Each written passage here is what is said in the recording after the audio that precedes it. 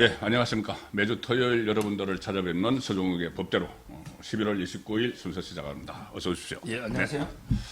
자, 지금 지난주 들어서 정치권 그리고 법 쪽에서 여러 가지 움직임들이 같이 이제 맞물려서 막 일어나고 있어요. 그런데 그 중에서 제가 지난주 한 주를 정리를 하면서 생각을 하나 한 게 있는데, 이재명은 지금 국정 운영을 하는 건지 아니면은 자기 재판 방어를 하는 건지, 아마 국정은 지금 팽개쳐버린 것 아니냐. 그리고 또 본인 재판은 다 중단됐으니까 공범들 챙기기에 지금 뭐 심혈을 기울이는 것 아니냐 생각이 드는 결정적인 게 있습니다.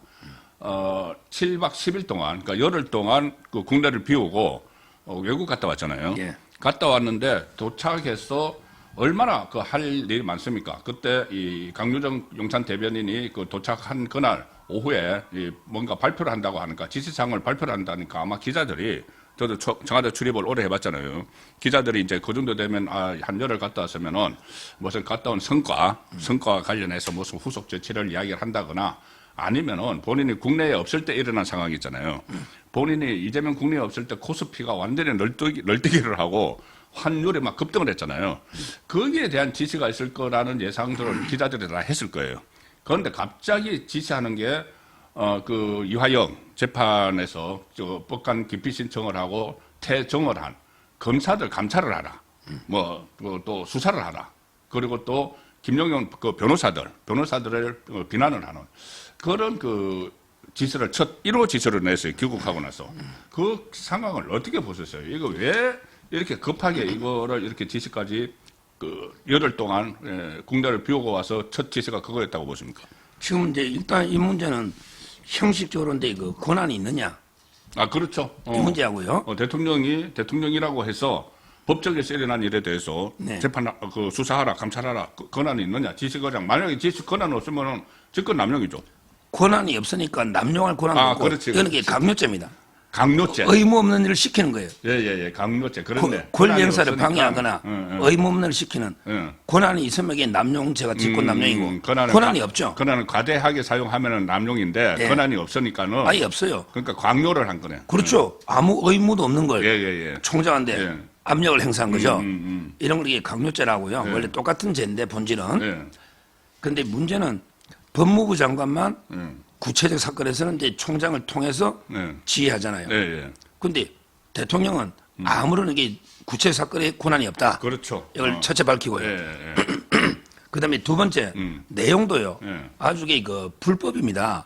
그렇죠. 무슨 말이냐면 이게 그 기피 신청의 사유가 있잖아요. 예, 사유가 있죠. 그 정인 채택을 무더기로 없애버린 거. 64명 중에 그 6명인데 6명. 설주환도 안 해주고요. 그러니까 그 박상용도 안 해주고 김성태도 안 해주세요. 이하영의 변호사였던 설조환, 그다음 수사검사였던 박상용, 그 공범자. 공범자 그거를 다 빼버리고 유리하게 어떻게 그 쌍방울 직원 중에서 술 사러 갔다 왔다고 이야기하는 이런 사람들 6명. 6명.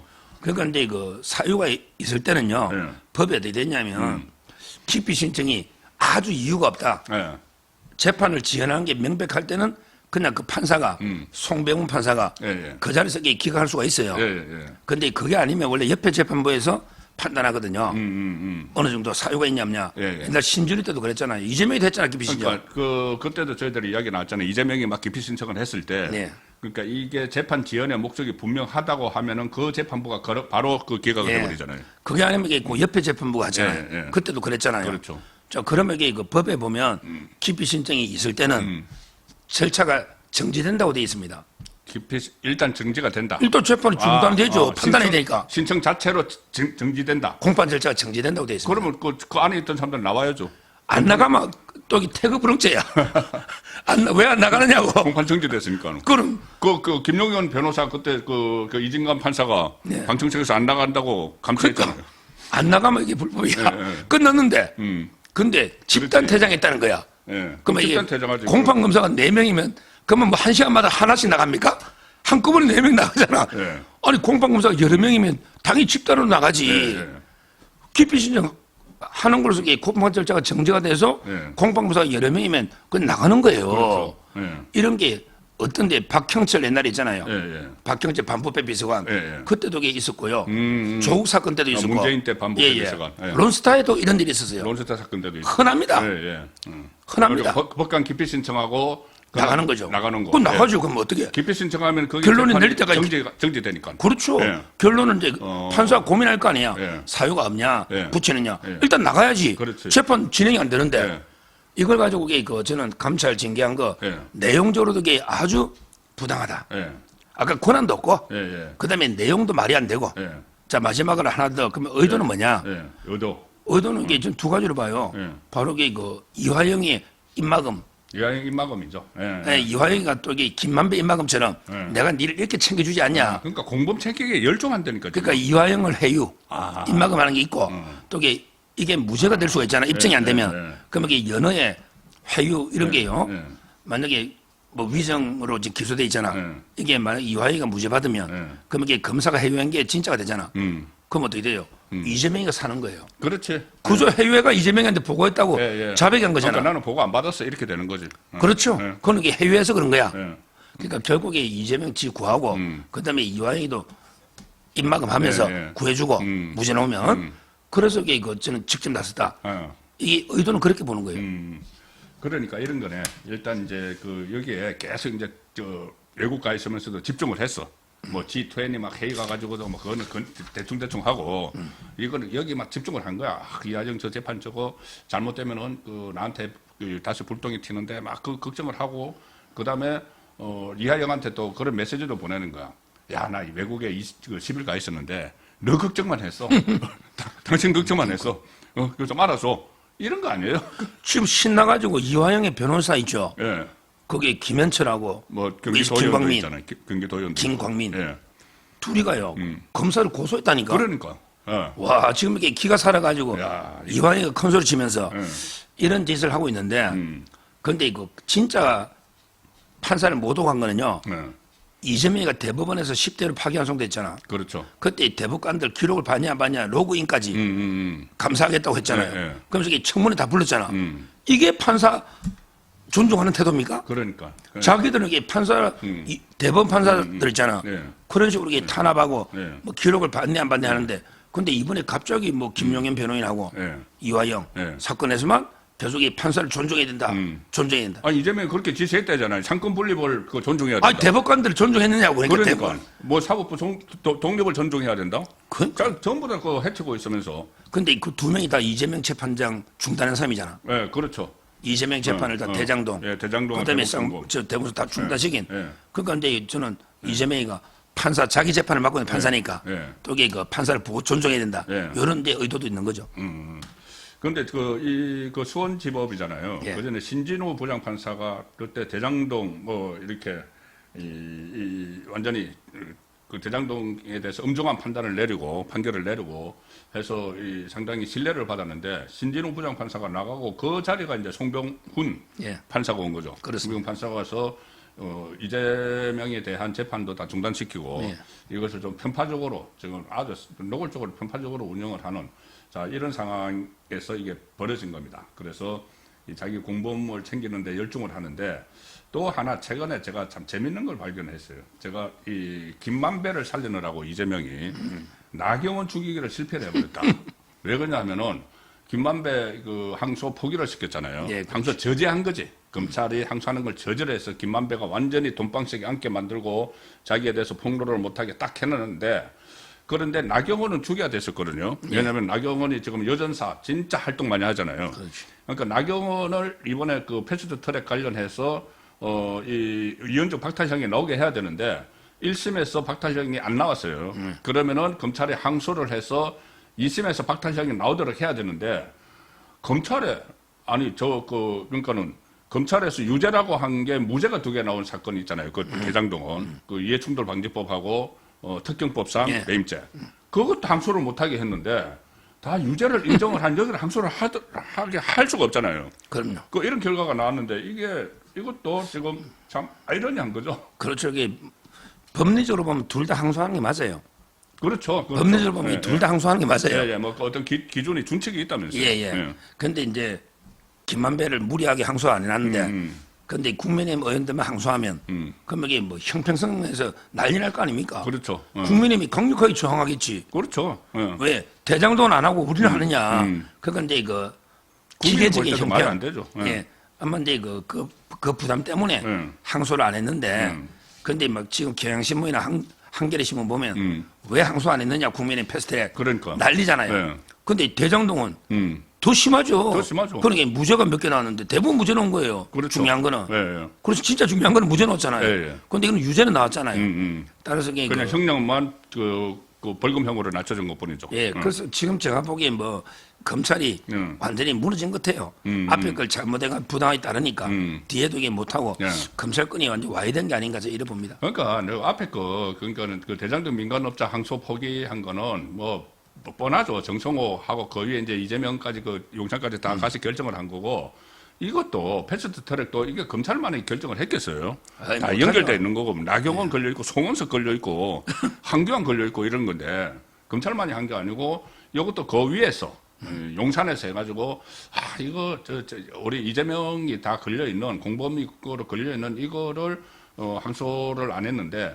그거는 안 하고 이것만 하면은 또 다시 왜 안 하냐 그건 안 하냐 해서 다시 이슈가 돼버리니까 그냥 잠잡고 그냥 넘어가자 이렇게 한 건데 뭐 좌파 매체에서는 그걸 가지고 뭐 왜 안 하느냐 또 이렇게 하면은 이재명은 그것도 지금 부담스러울 거예요.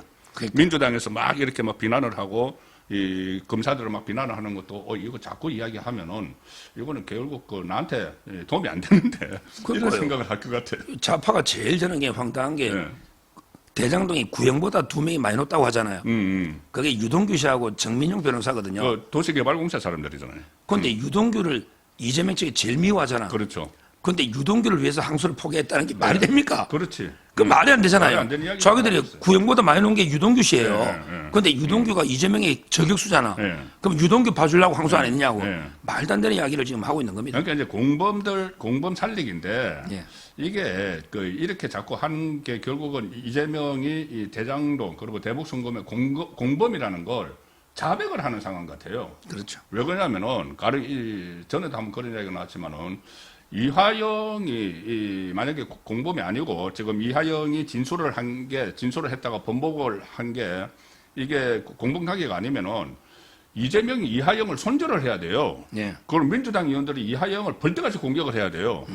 아니 왜 그 무고한 사람을 대북 성공 그거 보고했다고 해서 이렇게 난리를 만드느냐. 그래서 이화영을 완전히 원수같이 해가지고 이재명이 이화영을 막 공격을 해야 되는데 조금 전에 보셨다시피 내 저기 열흘 가 있는 동안에도 저 당신 생각뿐이 안 했어 이런 식으로 해버리니까 공범이니까 그런 거죠. 그게 그렇습니다. 진실이니까. 그렇습니다. 예, 그래서 공범 챙기기 열중을 한 이것도 저희들이 정말 관심을 가지고 계속 지켜봐야 되는데. 최근에 윤석열 전 대통령 1심 선고가 이제 임박을 했습니다. 임박을 했는데 이 상황과 관련해서 한덕수 전 총리 15년 구형이 났잖아요. 그리고 1월 21일에 선고를 한다고 하는데 지난주에 이제 서정우 변호사님께서 이게 먼저 한덕수 쪽을 먼저 선고를 하려는 게 일종의 복선이 있다고 말씀을 하셨잖아요. 이게 지금 이진관 판사가 하는 거니까 이진관은 이거는 유죄를 할 거라는 걸 공공연히 이야기를 하고 있어요 지금 법정에서. 그러면은 먼저 소위 말하는 내란죄에 대해서 유죄를 선고를 해버리면은 그 이후에 윤석열 전 대통령 선고는 아마 2월 중순까지 가니까 이게 상당히 좀 그게 영향을 받지 않느냐 싶어서 일부러 이렇게 이진관이 먼저 선고를 하는 쪽으로 가닥을 잡은 것 아니냐는 그런 분석도 있는데. 그럼요. 지금 이제 그 윤기찬 변호사가 방송에서 제가 보니까 아마 이게 한덕수 선고를 연기할 거라고 이야기하는데 한덕수 선고를 연기를 한다. 그런 게 제가 보기에 좀 잡아놨잖아요. 순진한 생각이 아닌가. 지금 1월 20일. 네, 그러니까요. 그러니까 제 말하기에 윤 대통령 선고가 늦어지면 연기할 거라고 분석을 하는데. 윤을 먼저 하고 윤 전 대통령 먼저 하고 한덕수를 그 뒤로. 예. 근데 그거는 저는 순진한 생각이다. 이래 보는 게 왜냐하면 이진관이가 윤 대통령이 늦게 될 걸 알고도. 그렇죠. 알고도 이게 잡은 거거든요. 날짜를 잡은 거죠. 그러니까 자기가 먼저 그 계엄은 내란이다. 이걸 완전히 못 박아버리겠다. 이런 저는 의도를 봅니다. 원래대로라면 이게 내란 우두머리 햄이 윤 대통령부터 일단 당연히 선고하는 게 맞잖아. 그렇죠. 거기는 정인이 100명이 넘어요. 한 140명 될 거야. 그런데 여기는 정인이 9명이야. 정은 조사한 게 없어요. 이진관에는 예. 근데 거기에다가 뭐 계엄이 이래가 뭐 내란이다 예. 이렇게 쓸 수가 없잖아. 그렇죠. 내란인데 방조가 될 거 아니에요. 그렇죠. 그러니까 제 말에 이진관이가 저는 고의로 오히려 이제 그 윤 대통령 계엄을 내란으로 못 받기 위해서 예. 의도적으로 이게 빨리 자기가 총대를 그래 공을 세우잖아. 예. 그럼 이게 자기는 대법관이 목표거든. 예. 이제 다 대법관 후보들이에요. 이기수가 그렇죠. 다 32기, 31기 다 이게 대법관 후보들이에요. 예. 아. 그러니까 이제 뭐 개딸들은 뭐 대법원장 보내야 되는 난리인데 예. 자기 정치를 위해서 말도 안 되게 순서가 재판은 제일 중요한 순서입니다. 예, 예, 예. 딱 논리적으로 순서가 맞아야 되잖아.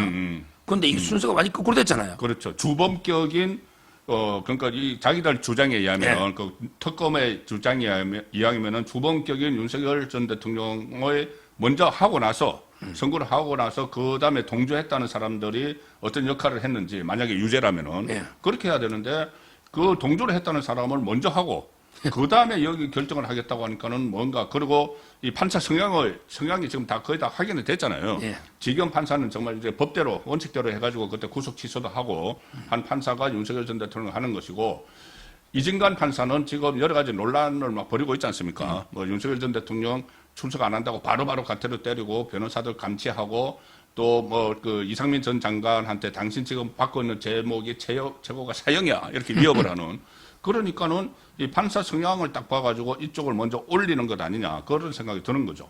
그러니까요. 지금 이제 그 저는 뭐 방송마다 한덕수가 무죄 나올 거라고 이렇게 그 이야기하니까 막 깜짝 놀래 사람들이 무죄 나온다는 사람 내밖에 없거든요. 구형 15년인데 무죄 나온다. 예, 저는 법리적으로. 예. 근데 이진관이 하는 행태로 보면 예. 유죄를 하고 한 7, 8년 때릴 것 같아요. 이진관의 행태만 보면. 예, 예. 근데 법리적으로는 저는 무죄가 놓여야 된다. 이렇게 보고 있고. 법리적으로. 그렇죠. 예, 예. 이거 뭐 한덕수가 중요인물한 뭐 방조라는 건 말도 안 되는 이야기죠. 예, 예. 저는 그렇게 보고. 근데 좌파들이요.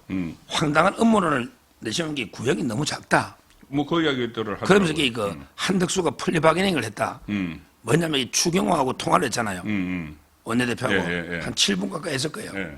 그러니까 이제 그 추경호에 대해서 불리한 진술을 해주고 특검이 구형을 15년으로 줄여줬다. 이걸 퍼뜨려요. 좌파들이. 예, 예. 그러면서 이게 추경호 구속될 거다.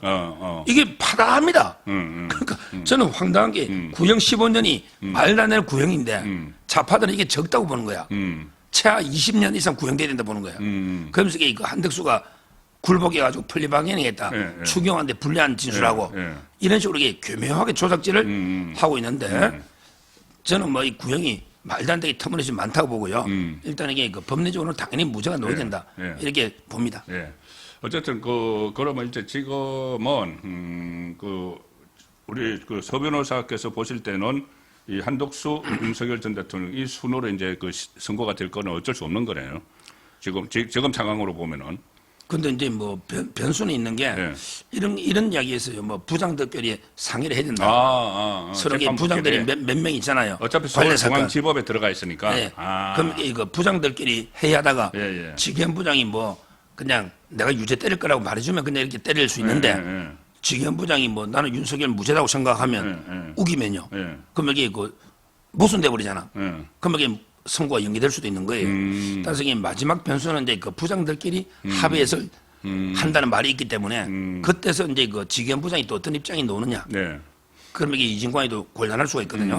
그게 마지막 변수는 있는 것 같아요. 그러니까 다 어차피 서울중앙지법의 각 다 재판부잖아요. 옆방들 쓰고 있어요. 그렇죠.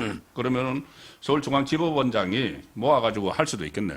모아서 한번 법원장은 관여 안 하는데 법원장. 부장들끼리 자기들 재판장들끼리. 이게 모순되면 안 되니 예. 팩 사실관계나 그러면 이게 부장들끼리 뭐 합의를 한다 예. 이렇게 보통 또 그래 하는 게 맞고 좀 그렇게 해야 될 것 같아요. 예. 그런데 이제 그때 이제 직위원 부장이 뭐 나도 내가 울두머리 유죄다고 생각한다. 예. 이러면 이게 그냥 방조 때릴 수가 있는데 예. 근데 그게 아닐 때는 변수가 있다. 예. 이렇게 지금 예측하고 있습니다. 다. 예. 그 세 명이 다 같은 화장실 쓰고 있어요. 같은 층에 다. 그 재판부 다 쭉 이어진 부기 때문에 32부부터 형사부가 같은 중앙지법 같은 같은 층에, 공간을 쓰는 거죠. 같은 층에 쪽 있고 화장실은 저 복도 끝에 있고 이렇게. 그런 거죠. 그럼 뭐. 자기들끼리 거기서 이제 오다 가다 만나가지고 뭐 커피도 한잔 빼먹고 만나가지고 야 우리 이거 저 따로 가면 안 되는 거 아니야? 뭐 한번 같이 한번 모여서 인원을 한번 한번 해봅시다. 그 의논을 할 거예요. 아. 매일 마주치니까. 예. 민사부 판사실, 형사부 있고요. 예. 형사 단독이 있고 합의 있고 이렇잖아요. 그 합의부 판사가 몇 개 안 되거든요. 예. 10개 미만이에요.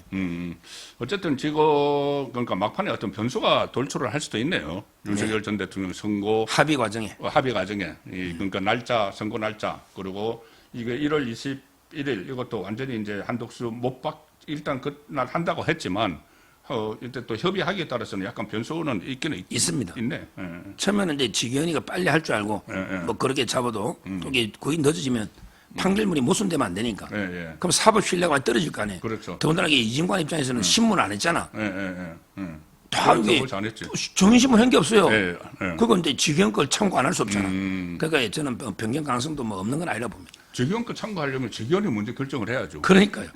그러니까. 예.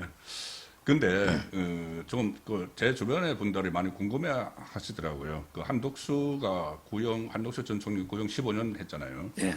그런데 조국이 윤석열 전 대통령 아마 무기징역 구형할 거다 그 했는데 법조인으로서 어떻게 보세요? 그러니까는 그럼 구형할 수밖에 유죄 없죠. 1경 특검은 구형이니까. 특검은 유죄지. 그러니까 특검이 몇 년 구형할 거 어떻게 구형할 것 같아요? 우두머리는 이제 그 사형하고 무기밖에 없잖아요. 검찰이 예. 감경을 해가 구형하는 일은 없습니다. 그러니까 판사가 장량, 감경 깎는 거고요. 따라서 이게 뭐 그냥 사형 구형하기 요즘 사형이 제도가 없잖아요. 제도는 있는데 이제 그 집행을 안 하고 거의 있죠. 안 그러니까 거의 안 해요. 흉악범도. 따라서 이게 아마 특검은 무기징역 구형하지 않을까. 구형은 윤 대통령에 대해서 이렇게 보는 거죠. 그다음에 뭐 이제 중요임무 종사자들은 5년 이상이잖아요. 방조는 10년 이상이고 방조를 깎는 거기 때문에 따라서 이제 뭐 김용현 장관은 뭐 35년, 뭐 이상민 30년 이런 이야기 나오는 거죠. 조국이 하는 이야기예요. 근데 구형은 그래 할 수가 있어요. 다만 이게 근데 선고는 다른 거죠. 이제 유죄냐, 무죄냐. 그게 핵심이에요. 그렇죠. 유죄가 돼버리면 판사가요.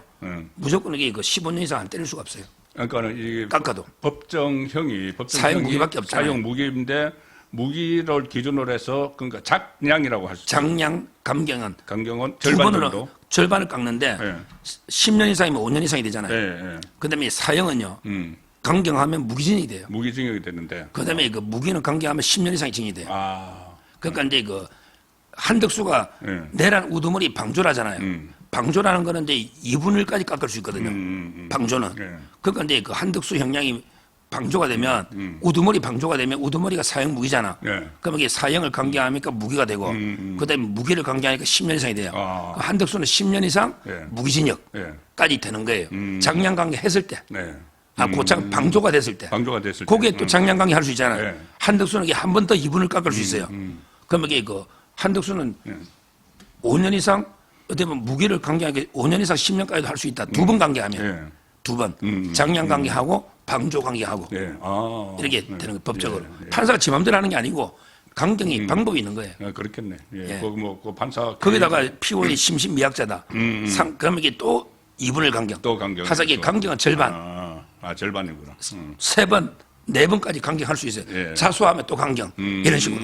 그래서 그 형사 사건 같은 데서 복잡합니다. 이거 형사 사건 같은 데서 뭐 심신미약을 주장을 하고 막 그렇죠. 그때 이재명이 자기 뭐 조카 변호할 때도 뭐 그런 이야기를 했었잖아요. 네, 하나만 무죄 가능성 몇 %로 보세요, 윤석열 전 대통령? 윤석열 한덕수 말 윤석열 대통령.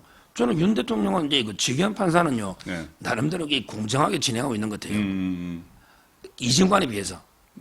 그렇죠. 이진관은 이제 뭐 재판 진행 보면 진짜 개판이고요. 그런데 그래도 지기현은 다 들어주고 이게 구속 취소까지 한번 했잖아요. 그래서 저는 상당히 기대를 갖고 있어요. 오히려 저는 50% 이상 무죄. 오히려 지기현 판사니까. 이걸 여기 민주당이 더 잘 알아요. 매일 모니터하잖아. 매일 감시하니까. 그래서 지기현 판사 바꾸라. 그게 난리잖아요. 지기현 판사 가면 저는 우리 무죄 놓을 가능성이 50% 넘는다. 이렇게 봅니다. 이제 그거 이제 막으려고 내란 특별재판부 어쩌고 하고 있는데, 자, 그 부분을 포함해서 또 다른 그 사법 이슈, 그리고 오늘 2부에서는 좀 정치권, 그 국민의힘 이슈도 좀 살펴보려고 합니다. 요즘 그 굉장히 전환점에 와 있는 것 같아요. 그래서 1부는 여기서 마무리하고 잠시 후 2부에서 다시 말씀 나누도록 하겠습니다. 고맙습니다. 감사합니다.